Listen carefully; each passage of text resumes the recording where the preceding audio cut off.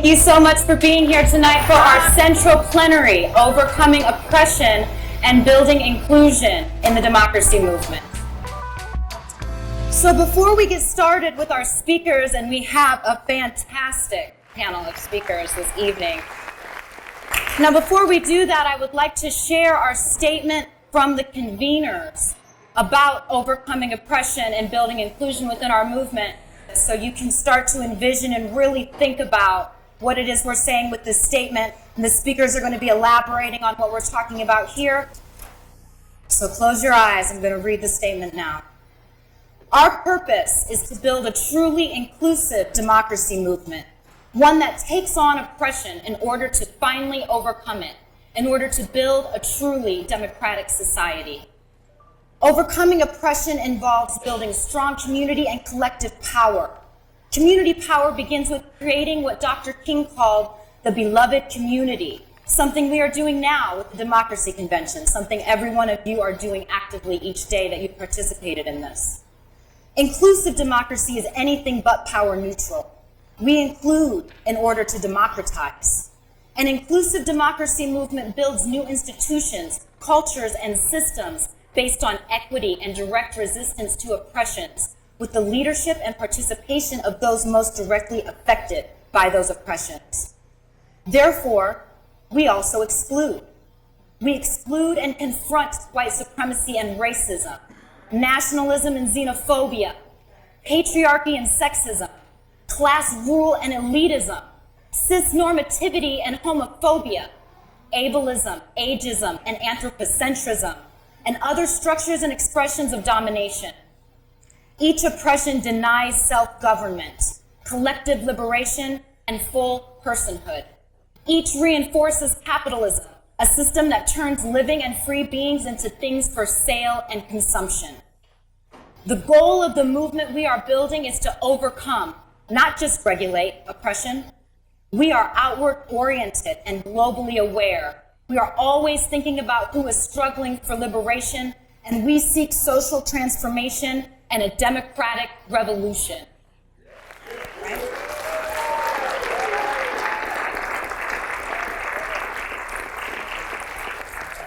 And to that end, we have compiled this fantastic panel of speakers, the first of which has taken time out of his birthday to actually come and celebrate with us. So I hope everybody gives him a very warm welcome. It is Representative Ellison of Minnesota's 5th District.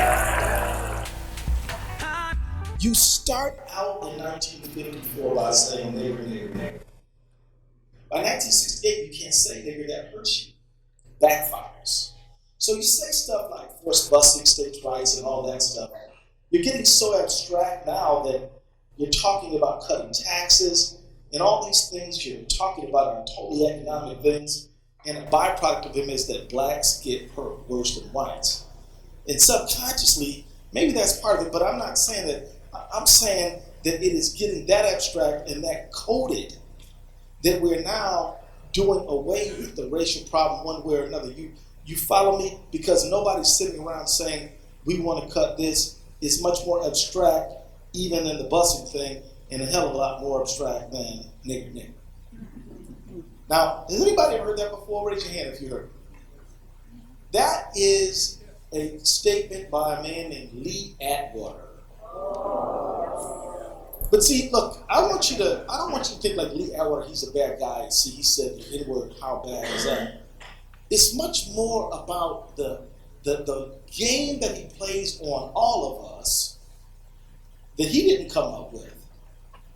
That you must understand, Donald Trump is by no means anything more than one individual parroting a very long tradition. Donald Trump is a symptom of a very serious problem that the American left, I believe, has the only real solution to solve.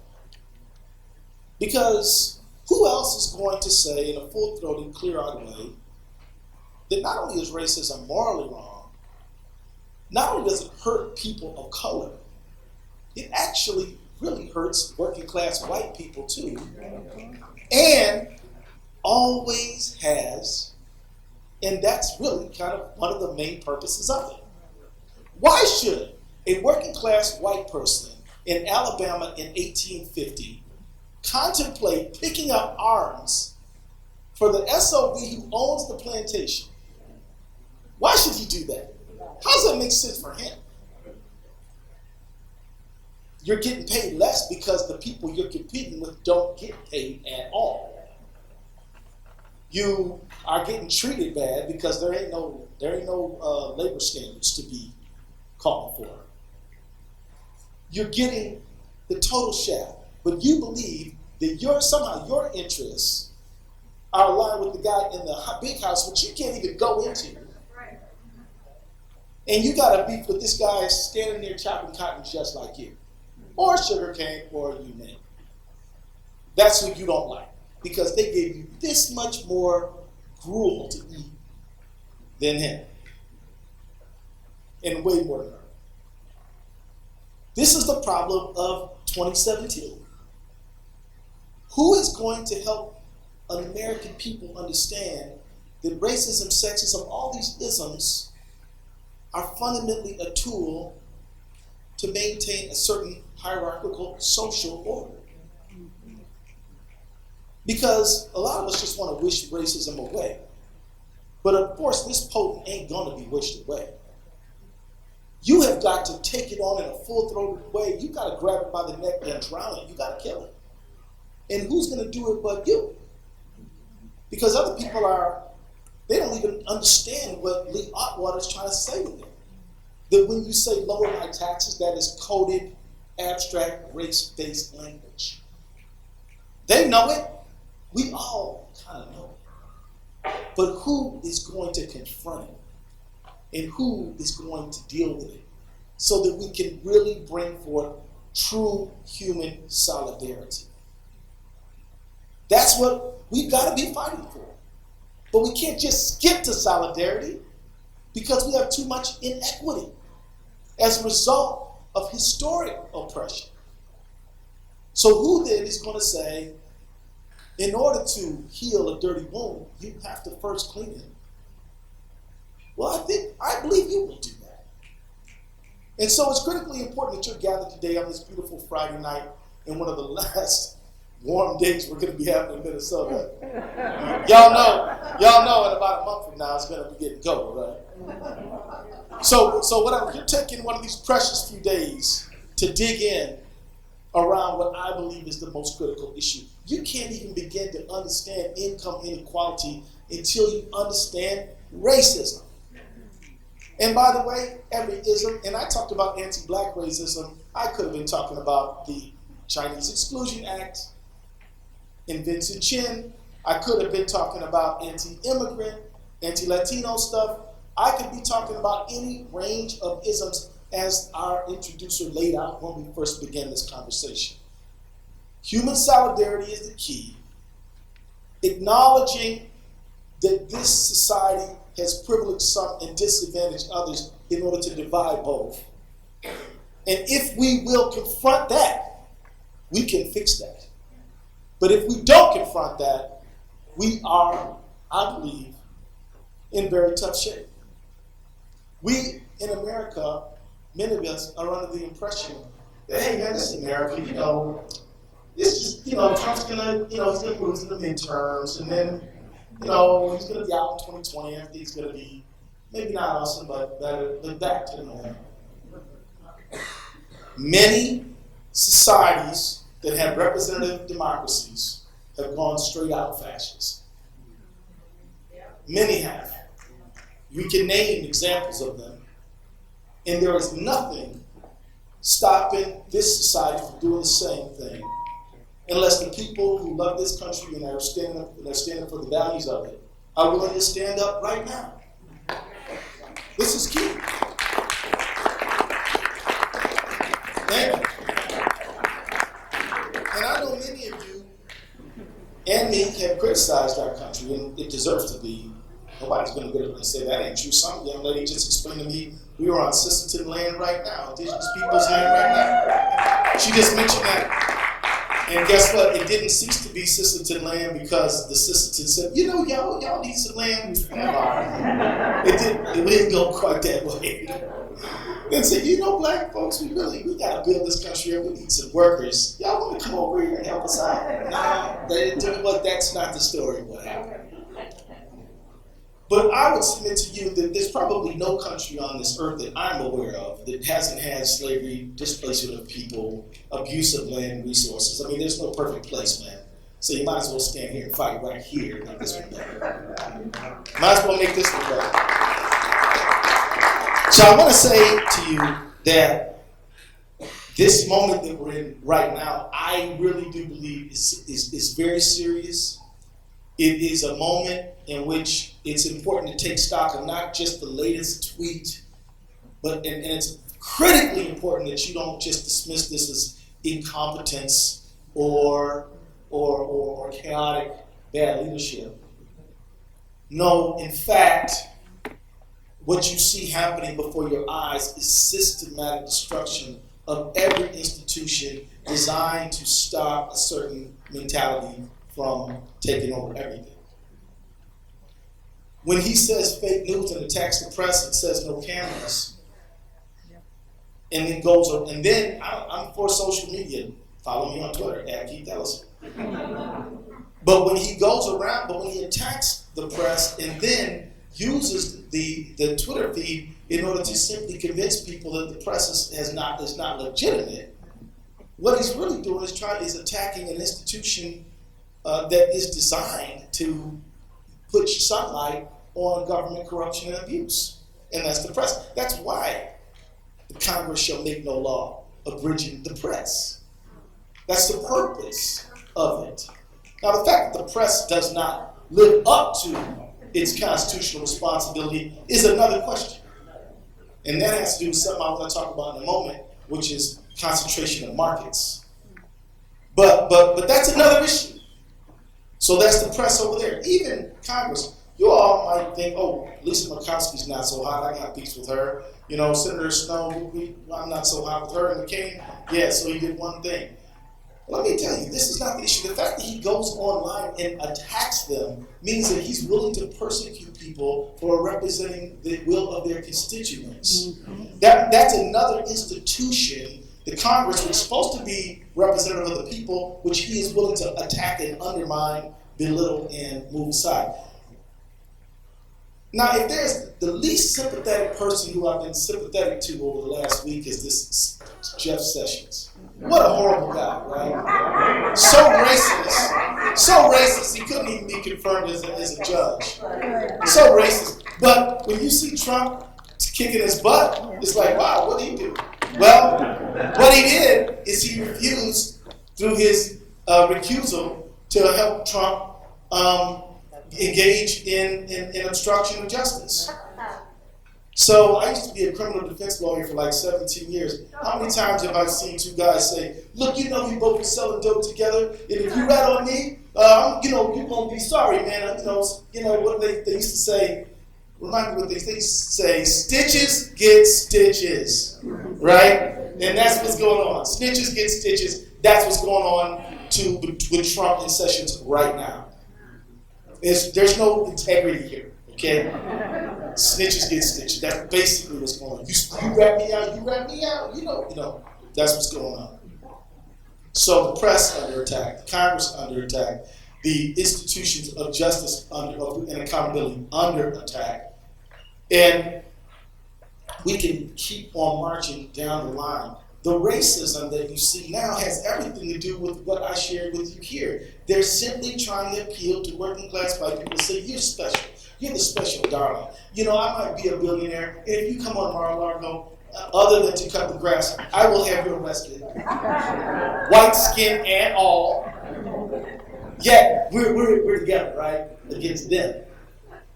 That is the only way he can keep us from uniting to take over Mar-a-Lago and turn it into a school or something. Which would be a pretty good use of it, I think so. Get rid of all the damn pesticides he uses to keep it all there.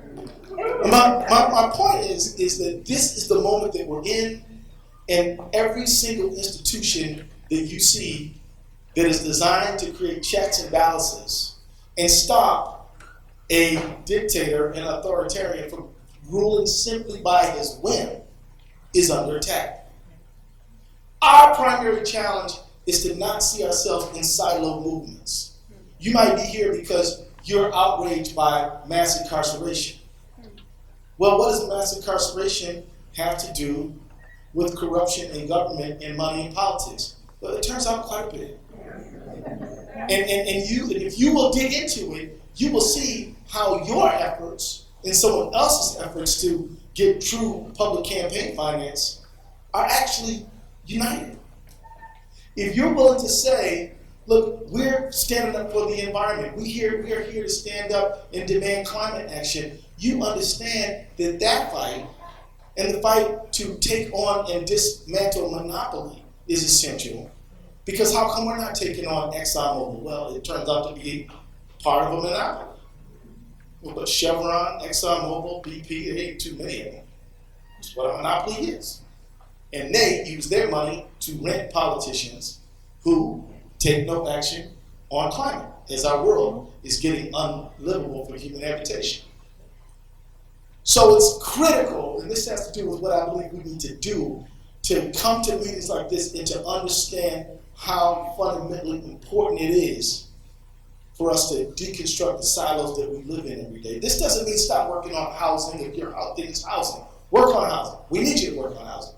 But also understand how housing is related to the banking monopolies that don't want there to be adequate housing for working people. And to the healthcare monopolies that want to be able to monetize your illness and your sickness and resent the idea deeply that you could just go to the doctor when you're sick. Or what about this before you're sick? Prevention.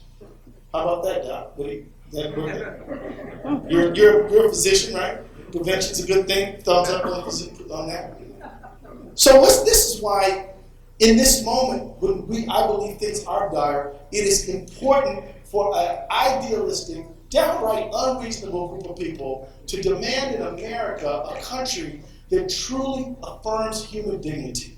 That's why we gotta all be for some single-payer health care.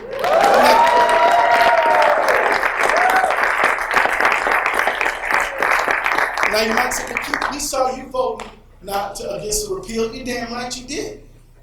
Because half the loaf's better than none. And if you can go to the doctor where before you couldn't, I'm all for that. I got constituents that I gotta represent. I've had some people say, oh, so what? So what? It's just a capitalist accommodation. I'm like, you go tell that to somebody who had no shot at getting their diabetes dealt with. You're in a luxury space. You know what I mean? Now, we got to be for single payer because single payer uplifts human dignity. Yes, it saves money. Yes, it's rational. Yes, it's all those things. But it elevates human dignity, and that's my reason. And I ask you, really, to make the moral argument first. If you don't, who's going to? We have got to invest in infrastructure in this country. Yes, it gives good, well-paying jobs. Absolutely, it is important to have 21st century infrastructure, high speed. We got to electrify all the rural areas and make sure everywhere is wired and connected.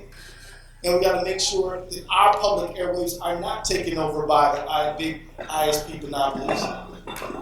But mostly, we've got to do it because when you don't invest in infrastructure, the bridge falls down. 11 years ago, 13 people got killed because we neglected maintenance on that bridge. You could walk there from here easily. And people are getting killed because of failed infrastructure all over this country. And we have not made any major investments in infrastructure since Eisenhower.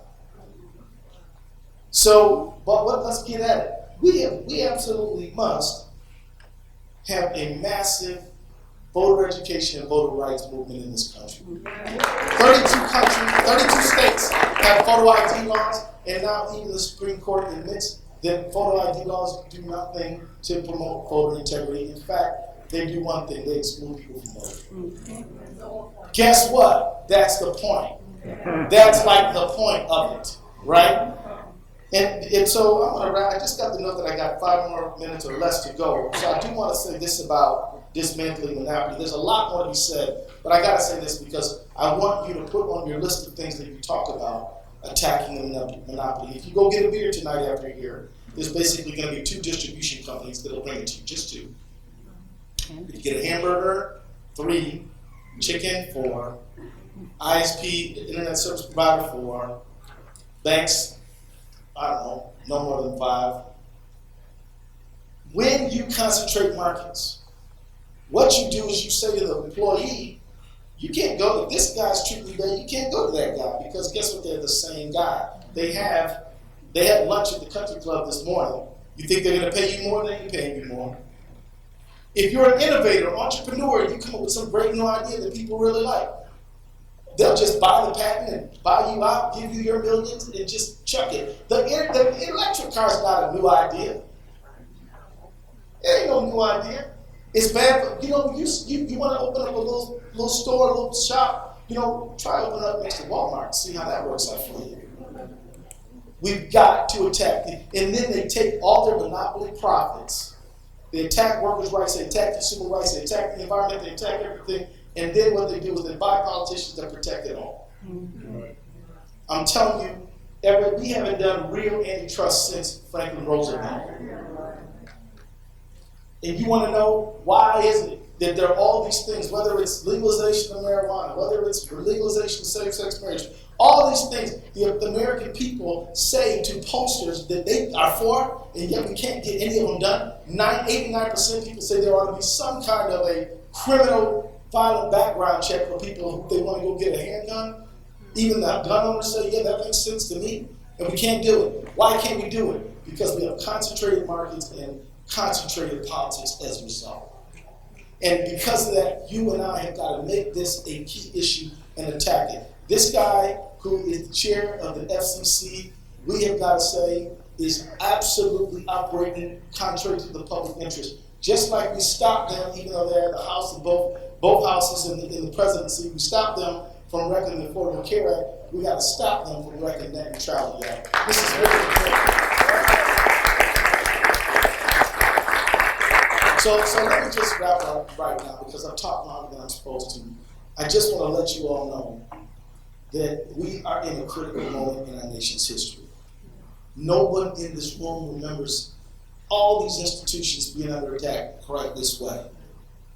Let me tell you, the easiest part of solving any problem is figuring out what's wrong. Many of us in this room, anybody can explain the problems. But the real challenge in solving any problem is coming up with a solution. I believe, and the reason I ran for the chair of the Democratic Party and served as deputy chair, that every party, I don't care which party you're in, must be all about engaging the grassroots, building community and relationship with Americans all over this country. Our main goal has got to be to make sure there's not one door, not one family, not one household, not one community that is not fully engaged, empowered, and informed in order to determine the destiny of their family, their community, their country. The politics we live in right now are all about exclusion. 15 states, and time to shut up, y'all. Can I finish this thought? I just want to finish my thought. Here's just a little thing about the last election and presidential election. You know that 99% of all the presidential visits of the Democratic Party candidate were in 15 states. They forgot Wisconsin was a state. Never showed up, didn't show up in Michigan until late, never came to Minnesota. We only won by 1.6%. This is because over the course of many, many years, we have said to ourselves, we're not going to talk to every state, we're just going to talk to the battleground states. We're not going to just talk to the battleground states, we're going to go to those battleground states to the battleground counties. We're only going to, in fact, we don't see politics as engaging community. We see politics as just doing the little as we can just to win. And not engaging people, because when you engage people, people come with their own opinions. People got views. You go knock on Miss McGillicuddy, she might tell you she wants you to actually raise the damn minimum wage. So we don't want to talk to her, we just want to talk to her through a television set, tell her the other guy's worse, vote for us, and guess what? It didn't work out. So guess what? Now it's time to do something new. Now it's time to do something. And you ain't never going to hear Brother Keith talk against nobody else's political party. I'm against any political party, even my own, if they're not engaging in grassroots. It's not a matter of going left or right. It's not a matter of going left or right. It's a matter of going to the grassroots. You're looking for direction? Go to the people. They will tell you what they need. They will tell you this economy sucks. They will tell you they can't make a living in this thing. They will tell you jobs, yeah, no problem with the jobs. I got 3 of them. All making $7.25 an hour. Let me just tell you, you got to go to the people. We need a government of, by, and for the people. And right now, folks, it's not. But only the cynics say it can't be done. I believe it already has begun. The Women's March, the women are leading the way in this country. Thank God for the women. But they were followed up by the nerds. You saw the scientists out there, right? And they were followed by all the people are in the streets more than ever. This is a very hopeful sign. What we've got to be able to do is systemize and organize this effort so that we can take control of our government. Of, by, and for the people. That's not a bad slogan. This government is in danger of being completely monopolized, and I will simply say to you that if you're willing to believe a little bit more and get out there and meet and engage people you don't know, and make sure there's not one person who feels completely isolated like we do right now, then we can turn this thing around. But it's urgent, y'all. It's urgent. The moment is now to do it. Thank you for being here, and let's get into it.